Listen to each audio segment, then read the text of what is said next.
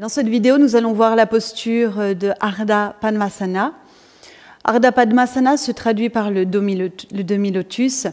Donc c'est une excellente position pour aller vers la méditation, pour explorer aussi toutes les techniques de respiration, les pranayamas. Cette posture demande des applications individuelles. Attention si vous avez des problèmes dans les genoux ou dans les hanches, il vaut mieux choisir une autre position que je vais vous proposer dans les vidéos juste après.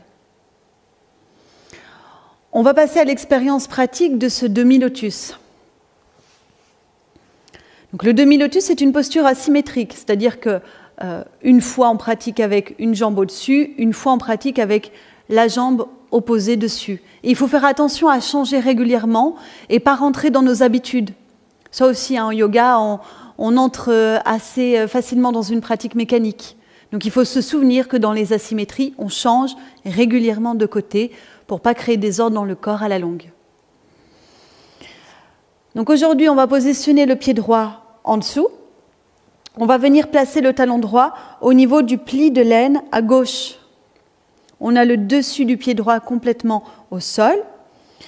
On monte le talon gauche assez haut puisque le talon vient presser au niveau du bas-ventre à droite. On a le plancher pelvien parfaitement connecté à la terre.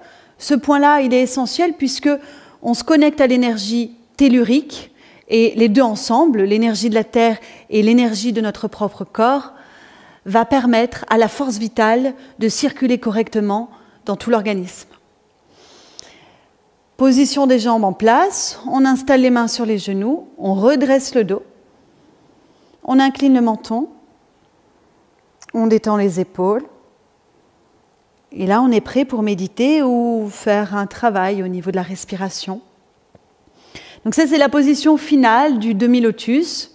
Maintenant, si vos genoux sont très hauts quand vous mettez les jambes, vous avez les genoux plus hauts que le nombril, ne restez pas comme ça. Alors ça, c'est le signe que ça va mal circuler dans les jambes et allez, en même pas 5 minutes, vous allez avoir des fourmillements ou des crampes.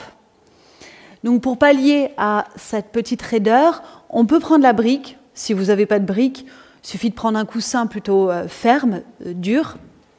Vous mettez le support sous les fesses. Il faut l'installer de façon à ce que le dos tienne bien droit, surtout au niveau lombaire. Les mains restent sur les jambes. Le menton incliné, et là, vous êtes plus à l'aise. Si malgré ce support, les genoux restent encore très hauts, ce qu'il faut faire, c'est défaire les jambes et positionner les deux pieds directement au sol. Alors c'est une position aussi de yoga à part entière, celle-ci, mais ça peut être une adaptation et c'est déjà pas mal. Et pourquoi pas un petit coussin sous les fesses, pour être sûr que le dos reste redressé. Voilà pour la présentation de cette posture d'Ardha Padmasana.